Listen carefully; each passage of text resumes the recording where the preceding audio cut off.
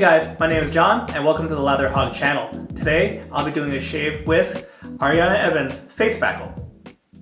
Before we get into the shave, I just want to invite you to like, share, and subscribe if you haven't done so already to help support the channel.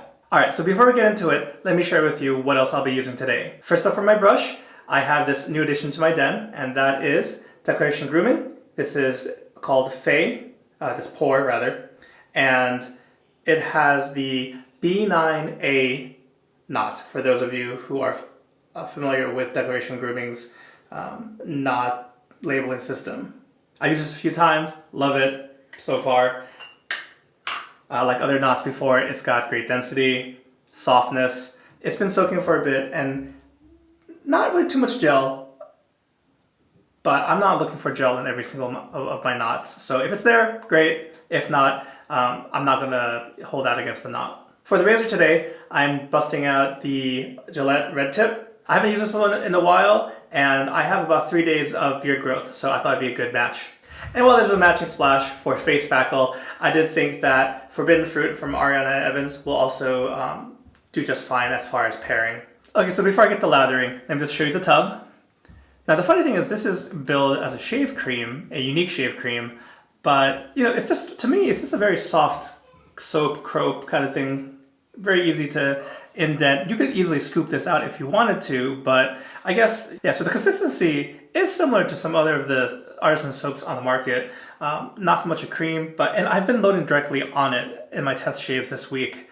So I'll continue to do so, but at this point, it really makes me wonder at what point does a soap become a cream and vice versa. All right, so what we have here is about a 30-second load. And I want to make sure I load it pretty heavily because this is a 28 millimeter knot. Rather have more lather than less. So I'm going to wet the face and then we'll start building up face lather.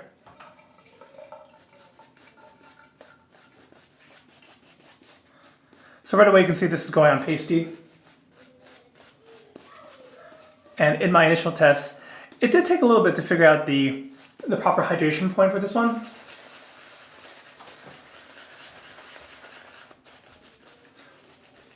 But while I build this lather, let me tell you a little bit more about Face Spackle.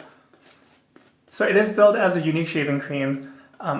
I'll include the ingredients in the description below, but I would say the main ingredient of note here is lard, listed as manteca, which I believe is Spanish for lard, or at least fat in general. And that's really the main thing that sets apart really any soap, is whether it's vegan or tallow, what are they using? So once upon a time, beef tallow was the main tallow, but now the main one I can think of is duck fat is often incorporated, and just a lot of other ingredients. Goat's milk is in here too, and that has been known for, especially post-shave. And so Face Spackle utilizing lard, there aren't too many. I feel like it's been done before, but it's definitely not one of the more readily available versions. In part, I think the reason that was chosen as the main fat for this cream is the price point, and the way Peter describes it on his website, A&D, or the shaving shop, is that he wanted to offer something at a slightly lower price point, more friendly to new or budget shavers. So as of recording, March 2020, on the website it is listed at $13.75 for retail. And that's just for comparison. The main line of soaps that Peter offers are closer to, I believe, $19 to $20. We talk a little bit about this soap and just kind of the other offerings. If you're interested, I did an interview with Peter not too long ago. I'll include a link below if you're interested. We talk everything about how he got started. He used to be a frequent YouTuber. But I think first, the main gist I got from our interview was he's one of us. He is a hobbyist that wanted to get into this game and has been very successful in doing so. So really fun interview. Hope you guys can check it out later. Okay, so again, that was a 30-second load off the tub and lathering for quite a bit. I might have kind of reduced the time a little bit just because it took a little bit for me just to get it just right.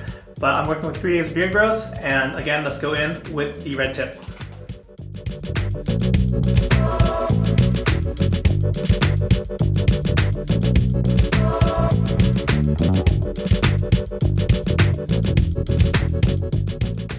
Alright, next let's get into a little bit about the scent on this one.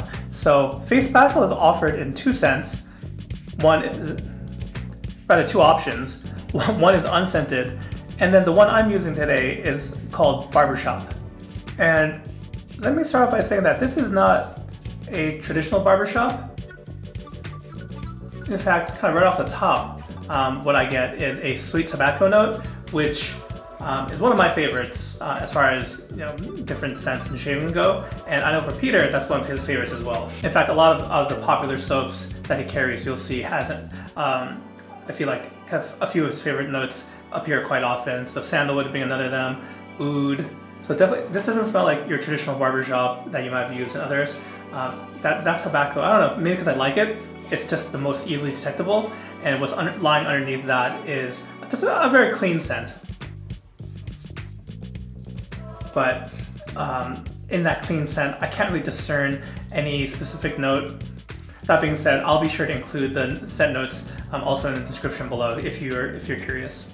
All right, so the first pass is done, and you can see everything went according to plan. All right, so one critique I have after having that first pass and in my testings in previous shaves is that the slickness is about average for this soap.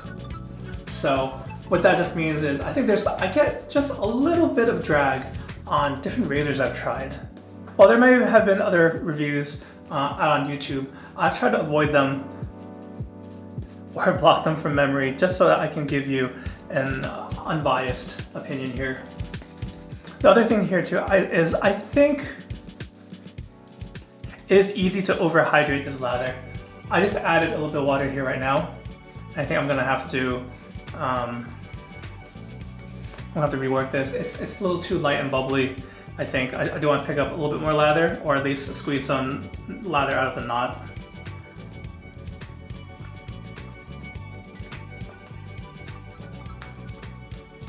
And overhydrating it can definitely lead to negatively affecting the slickness. The funny thing is, after I rinsed off the initial lather for the first pass, I can feel the slickness on my face. That's one thing that's, just being honest, it's kind of confusing. And if it comes down to user error, that's totally fine. I'm willing to admit to that, but for viewers at home, yeah, it can be easy to overhydrate this thing. All right, so let's go for, again, screen pass now.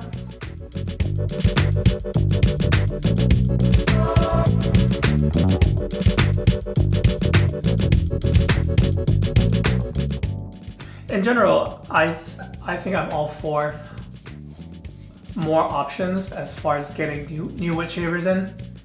Even things that I can pick up to gift to friends who I really want to see pick up this way of shaving. And obviously price point is a huge barrier. And so I'm definitely thankful for folks who are just on their own initiative trying to get into this. I highly recommend any of those starter packs that West Coast Shaving or Maggot Razors might be offering, because that's usually a really good deal.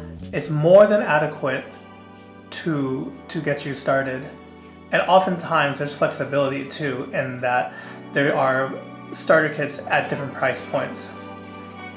So for instance, if you want to get a better razor, which I would say you can always spring for a better razor, that's the thing that's going to last you a while. My first one was a Merkur 34 HD. 34C, sorry, I screwed up the name.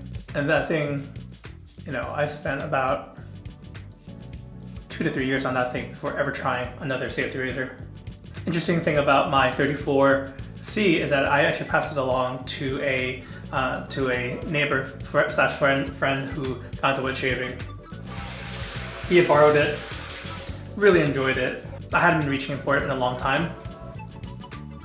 So I wonder if I'll regret that later on, if I ever want to go back to my first razor. But then again, they're readily available, you know, from Amazon or any of the stores I mentioned before, so I'm not too worried.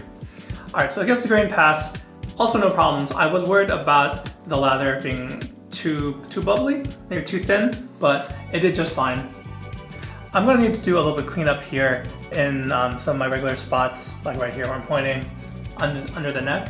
Yeah, the slickness thing, average might not be the right word, because I don't know, a lot of the soaps I enjoy, slickness has never been an issue. So just, there's very minor drag, I will say, and maybe because I'm just spoiled with the other soaps I'm using, even the other A&E soaps. All right, here we go, just doing some cleanup along the neck. I might have jumped off the topic of the scent too soon, but let me just say that it's very enjoyable. It's not a super powerful scent, but it's at least medium. But I mean, it's not super powerful in comparison to Peter's other soaps, which are usually very robustly scented. I think that's the way to go, honestly, for this product.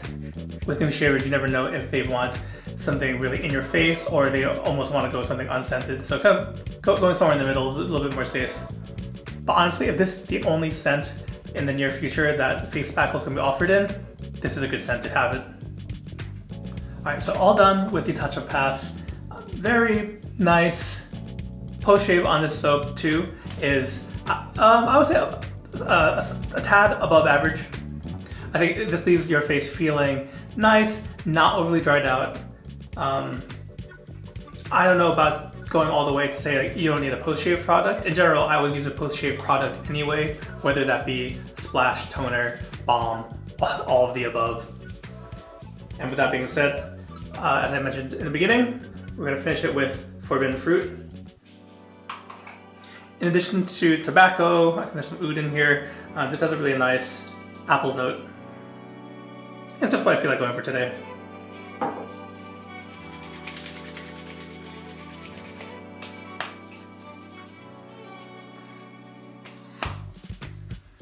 Alright guys, well that's it for the shave. I just want to thank you again for joining me for this shave with A&E's Face Spackle. I hope you found the information useful if you were considering purchasing this.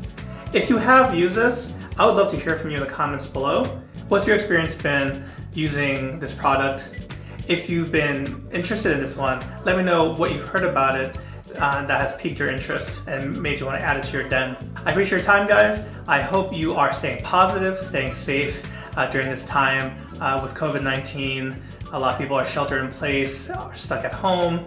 I know people might need distraction from financial worries, even just anxiety and all that kind of stuff. So I do want to encourage you, stay positive, take care of yourselves, and I'll catch you guys next time. Thank you and take care.